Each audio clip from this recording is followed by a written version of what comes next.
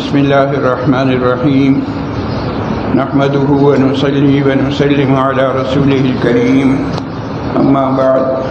فاعوذ باللہ من الشیطان الرجیم بسم اللہ الرحمن الرحیم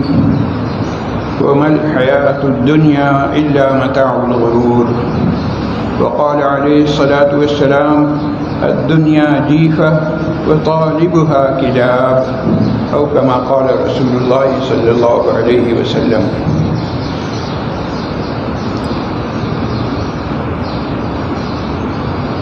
دنیا کی رنگینیاں ہمیں اپنی طرف کھینچتی ہیں اور بلا شبہ اس میں اٹریکشن ہے اور اس کا میگنیٹ بہت ہی پاورفل ہے، یہ اپنی طرف کھینچتا ہے اور نتیجہ یہ ہوتا ہے کہ انسان دنیا کی ان چکروں میں پڑ کر اپنی عاقبت خراب کر لیتا ہے۔ قرآن کریم نے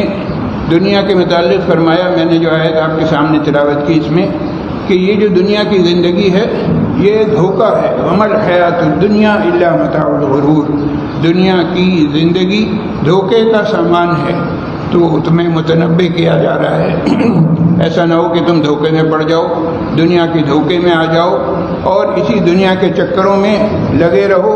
اور اس بات کو بھول جاؤ کہ تمہیں اللہ کے حضور پیش ہونا ہے۔ اسی دنیا کے متعلق اللہ کے رسول صلی اللہ علیہ وسلم نے ارشاد فرمایا الدنیا جیفہ، دنیا جو ہے مردار ہے، وطالبها کلاب، اور مردار کون کھاتا ہے؟ کتا۔ تو دنیا کا جو طلبگار ہے گویا کہ وہ کتا ہے جو ایک مردار پر اپنے دانت گاڑ رہا ہے۔ یہ اور اس قسم کی اور بہت ساری احادیث مبارکہ سے یہ سمجھ میں آتا ہے کہ شاید دنیا ساری کی ساری ملعون ہے۔ تو بتانا یہ ہے کہ ایسی بات نہیں ہے، دنیا اس وقت ملعون ہے جبکہ یہ دنیا دین پر غالب آ جائے اور یہ دنیا ہمارے دین میں رکاوٹ بن جائے تب یہی دنیا ملعون ہے، ورنہ اگر دین پر اگر دین جو ہے غالب آ رہا ہے اس دنیا پر تو یہ دنیا تو ہمارے لیے مطلوب ہے، یہ ملعون نہیں ہے، بلکہ ایسی دنیا کی تو ضرورت ہے ہمیں تاکہ اس دنیا کو ہم اپنے دین کے لیے استعمال کر سکیں۔ دنیا کا حال یہ ہے کہ دیکھنے میں بڑی سرسبز و شاداب ہے لیکن حقیقت میں اس کے بالکل برعکس ہے۔ سرسبزی اور شادابی صرف ظاہری طور پر نظر آتی ہے اور اگر باطنی آنکھوں سے دیکھا جائے تو اس میں صرف کانٹے ہی کانٹے ہیں۔ اور اس کو مثال سے سمجھایا گیا ہے، روزانہ گھر میں ہمارے مختلف قسم کے سالن بنتے ہیں، تو سالن ایک بنا اور اب تو ماشاءاللہ تقریباً ہر گھر میں فریج کی سہولت ہے، لیکن انسان ہے ایک چیز بنی تیار ہوئی، کھایا پیا، ایک آدھ پیالے میں کچھ بچ گیا، اس کو رکھنا تھا فریج میں نہیں رکھ سکے، گرمی زیادہ ہے۔ اب وہ جو پیالے میں سالن تھا تھوڑی دیر پہلے تک بہت بہترین سالن تھا، بڑا مزیدار تھا، لیکن کچھ چند گھنٹے گزرنے کے بعد گرمی کا اثر اس پر جب ہوا تو وہ سڑ گیا اور سڑان اس کی ایسی کہ پورے گھر میں بدبو پھیل گئی۔ اللہ کے نبی صلی اللہ علیہ وسلم کا فرمان کس قدر سچ ہے کہ دنیا ہے تو بڑی سرسبز و شاداب، دیکھنے میں بڑی اچھی ہے، لیکن حقیقت اس کی کیا ہے کہ 2 دن کے بعد اس کا حال یہ ہو جاتا ہے کہ اس کے اندر سے بدبو آنے لگتی ہے۔ اسی سالن کے اندر، اسی پکی ہوئی چیز کے اندر جو بڑی ہمیں لذیذ لگ رہی تھی اب اس میں کیڑے چلتے ہوئے نظر آتے ہیں۔ تو اگر آدمی نے 2-4 دن اسے نہیں دیکھا تو ایسے کیڑوں اور ایسی بدبو سے واسطہ پڑتا ہے کہ اس کے قریب جاتے ہوئے بھی آدمی کو قے آتی ہے۔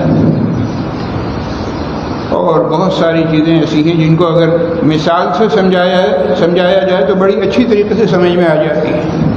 تو دنیا کی مثال کسی نے دی ہے ایک واقعے سے کہ 3 دوست تھے، تینوں کہیں جا رہے تھے سفر پر، اب راستے میں ان کو جو ہے اتفاقی طور پر سونے کی اینٹ مل گئی۔ سونے کی اینٹ دیکھ کر تو سب کی راڑ ٹپکنے لگی، سب نے سوچا واہ سبحان اللہ، اس سے اچھی کیا بات ہے، اب تو ہماری پوری زندگی جو عیش میں گزرے گی۔ تینوں بہت خوش ہو گئے، سونے کی اینٹ مل گئی ہے، اب تو دنیا ہمیں مل گئی۔ تو پہلے ارادہ ہوا کہ اس کو کاٹ پیٹ کے تقسیم کریں، پھر آپس میں بات یہ ہوئی، کہہ رہے تقسیم بعد میں ہوتی رہے گی، پہلے بھوک لگ رہی، کھانا کھا لیتے ہیں۔ تو 3 میں سے ایک کو بھیجا کہ جاؤ بھائی تم بازار جاؤ اور بازار سے کچھ کھانا وانا لے کر آؤ، کھانا کھائیں گے پھر بیٹھ کے تقسیم کریں گے۔ اب وہ ایک تو چلا گیا کھانا لانے کے لیے، جو باقی دو تھے انہوں نے مشورہ کیا کہ ایک اینٹ کو اگر 3 حصوں میں تقسیم کریں گے تو سارا حساب بگڑ جائے گا، ہونا یہ چاہیے کہ آدھا آدھا تقسیم ہو۔ تو ہم 2 آدمی ہیں، ہم دونوں آدھا آدھا لے لیں گے، ختم، مسئلہ ہی کوئی نہیں ہوگا، اور تیسرا جب آئے گا تو اس کو ہم قتل کر دیں گے، اور اس طرح سے اینٹ آدھی آدھی ہمیں مل جائے گی۔ ادھر وہ شخص جو کھانا لینے کے لیے گیا تھا اس کے دل میں یہ خیال آیا کہ بھائی یہ 3 آدمی یہ اینٹ جو ہے 3 حصوں میں تقسیم ہوگی تو میرے حصے میں تو بہت تھوڑا سا آئے گا، ہونا یہ چاہیے کوئی ایسی ترکیب لڑاؤں کہ ساری کی ساری اینٹ مجھے مل جائے۔ اس کے لیے اس نے کیا کیا کہ کھانے میں زہر ملا دیا۔ اب اس نے تو کھانے میں زہر ملایا تھا ان دونوں کے لیے، اور یہ جب کھانا لے کے وہاں پہنچا تو دونوں نے مل کے پہلے تو اس کا کام تمام کر دیا، اسے قتل کر دیا، اور جب اسے قتل کر دیا کہنے اب ذرا بیٹھ کے کھائیں گے ڈٹ کے، اور کھانے بیٹھے اور کھانا کھایا تو انہوں نے، کیونکہ اس کھانے میں زہر تھا لہٰذا وہ دونوں میں مر گئے۔ اب سونے کی اینٹ ہے، اس کے لالچ میں 3 آدمی گئے تھے، 3 آدمی اس کے لالچ میں بڑے تھے، تینوں میں سے کسی کے بھی مقدر میں نہیں تھے، کسی کو بھی نہیں ملی۔ دنیا کے پیچھے جو شخص بھاگتا ہے اسے دیکھ لینا چاہیے انجام یہ ہوتا ہے کہ دنیا اسے نہیں ملتی۔ تو بتایا یہ گیا ہے کہ بھائی تم دنیا کے پیچھے بھاگو نہیں، جتنا تم دنیا کے پیچھے پڑو گے اتنا دنیا تم سے بھاگے گی، اور جتنا تم دنیا سے بھاگو گے دنیا تمہارے قدموں میں آئے گی۔ اللہ تعالیٰ نے یہ دنیا بنائی اسی لیے ہے کہ ہم اس سے فائدہ اٹھائیں، کس طریقے سے کہ بقدر ضرورت انسان اپنے پاس دنیا کو رکھے، اور ذریعہ آمدنی حلال ہو۔ اگر حلال طریقے سے کمائے گا تو انشاءاللہ العزیز تھوڑی سی آمدنی میں اللہ تعالیٰ برکت عطا فرمائیں گے، اور اگر حرام طریقے سے دنیا جہان کی دولت کے اگر ڈھیر لگا دیے تو اس کا انجام یہی ہوگا جو اس واقعے میں سامنے آیا، دنیا یہیں رہ جاتی ہے اور انسان اپنے انجام کو پہنچ جاتا ہے۔ اللہ تعالیٰ کے یہاں ہمیں حساب و کتاب دینا ہوگا۔ اللہ تعالیٰ پوچھیں گے دنیا میں کس طرح سے زندگی گزاری، کتنا وقت اللہ کی فرما برداری کے لیے نکالا، اور کتنا گناہوں میں صرف کیا۔ اب ہم ذرا اپنی زندگی پر نظر ڈالیں، اپنے شب و روز پر نظر ڈالیں، ذرا دیکھیں کہ ہماری زندگی کس طرح سے گزر رہی ہے۔ 24 گھنٹے میں سے کتنا وقت ہم اللہ کے لیے صرف کر رہے ہیں اور اللہ کی اطاعت و فرما برداری کے مطابق زندگی گزار رہے ہیں، اور کتنا وقت ہمارا نافرمانیوں میں گزر رہا ہے۔ جتنا وقت نافرمانیوں میں گزر رہا ہے، جتنا وقت خرافات میں گزر رہا ہے، جتنا وقت لغویات میں گزر رہا ہے، یہ سارا کا سارا وقت وہ ہے جس کے بارے میں ہم سے پوچھ گچھ ہوگی۔ اس پوچھ گچھ کو انسان اگر یاد رکھے اور یاد کرتا رہے مسلسل تو انشاءاللہ العزیز پھر وہ غفلت میں نہیں پڑے گا،